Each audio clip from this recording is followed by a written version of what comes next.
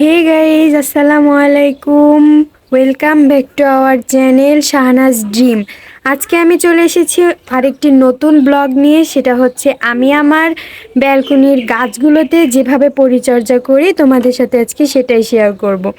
দেখো, আমি এখানে গাছের কাছে অলরেডি চলে এসেছি। এটা হচ্ছে আমার কাটা মুকুট গাছ আর এটা হচ্ছে ডালিম গাছ।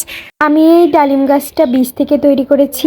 দেখো কত সুন্দর আমার গাছগুলো। এবার আমি এই গাছের যেভাবে পরিচর্যা করি সেটাই তোমাদের দেখাবো। তো গাইজ, আমি এখন প্রথমে আমার গাছের মাটিগুলোকে আলগা করে দিয়ে তারপর পানি দিব, নইলে পানি দিলে কিন্তু কোনো কাজই হবে না। আমি এভাবে প্রতিদিনই গাছের গোড়ার মাটিগুলোকে আলগা করে তারপরে পানি দিই। তো চলো মাটিগুলোকে আলগা করে দিই।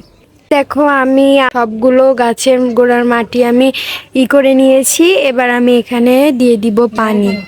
গাইজ, আমি এখানে একে একে সবগুলো গাছে দিব। দেখো, আমার এখানে লেবু গাছ আছে, অ্যালোভেরা গাছ আছে, সবগুলো গাছই আমি খুব ভালোভাবে গোড়াগুলোর মাটি আলগা করে দিব। গাইজ, এগুলো খুব সাবধানের সাথে মাটি আলগা করতে হবে, যেন গাছের গোড়ায় না লাগে আর শিকড়ে না লাগে, তাহলে কিন্তু গাছ মারা যায়। গাছের গোড়ায় যে আগাছাগুলো হয়েছে, যেমন এই যে এরকম ছোট ছোট আগাছা, এগুলোকেও পরিষ্কার করে দিতে হবে, তবেই গাছ সুন্দর থাকবে সব সময়। আমি দেখো একে একে সবগুলো গাছের গোড়ায়। আর অ্যালোভেরা গাছ মাটি আলগা করে দেওয়ার সময় অবশ্যই অনেক সাবধানতা অবলম্বন করতে হবে, কেননা অ্যালোভেরা গাছে একটা পাতায় লাগলে পুরো গাছই মরে যায়। এজন্য আমি খুবই সাবধানতার সাথে গাছের গোড়া পরিষ্কার করে দিচ্ছি। দেখো আমার কত ময়লা জমে গেছে, আমি অনেক দিন হলো গাছের পরিচর্যা করি না, এজন্যই এই অবস্থা।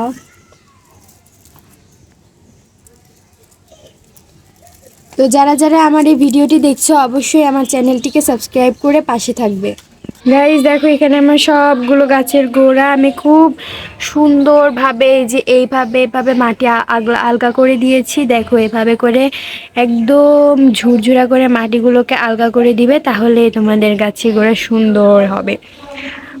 আর আরেকটা কথা, সব সময় গাছে আমরা যে চা খাই, চা পাতিটা বেঁচে থাকে, এটা দেওয়ার চেষ্টা করবা। আমি দেই, বাট আজকে আমার কাছে নেই, এজন্য আমি তোমাদেরকে আজকে দেখাতে পারলাম না। আর আমি কিন্তু গাছে সব সময় চাউল ধোয়া পানিটা ইউজ করি। তোমরাও চাউল ধোয়া পানিটা, ডাউল ধোয়া পানিটা দিবা, তাহলে গাছ অনেক সুন্দর হবে। আজকেও আমি সেম পানিটাই দিব। তো চলো আমরা এখন গাছে পানি দিই। আমি এখানে 1 বোতল পানি নিয়ে চলে এসেছি। এবার আমি পানি দিব। পানি কিন্তু বেশি পরিমাণে দেওয়া যাবে না, তাহলে গোড়াটা ভিজে, মানে পানিটা শুকিয়ে যাওয়ার মতো পানি দিতে হবে, যাতে করে গোড়া একদম পানি পানি না থাকে, তাহলে কিন্তু গাছ পচে নষ্ট হয়ে যাবে। দেখো, আমি শুকনো শুকনো পানি দিয়েছি, অনেক সুন্দর হয়েছে। এবার আমি একে একে সবগুলো গাছেই পানি দিয়ে দিব।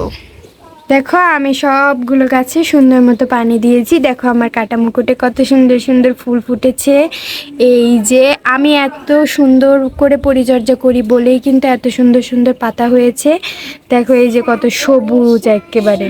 আমার গাছের পাতা সবুজ হওয়ার কারণ হচ্ছে আমি এখানে চাউল ধোয়া পানি, ডাউল ধোয়া পানি এবং চা পাতা দিই বলেই কিন্তু গাছের পাতাগুলো এত সুন্দর সবুজ হয়েছে এবং ফুলের কালারগুলো এরকম একদম গোলাপি কালার এসেছে। এভাবে যদি তোমরা নিয়মিত দাও, তাহলে কিন্তু গাছের পাতা অবশ্যই সবুজ হবে এবং ফুলের কালারও সুন্দর আসবে।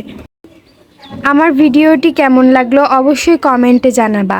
আজ এ পর্যন্তই, দেখা হবে নেক্সট কোনো ব্লগে। সে পর্যন্ত আল্লাহ হাফেজ।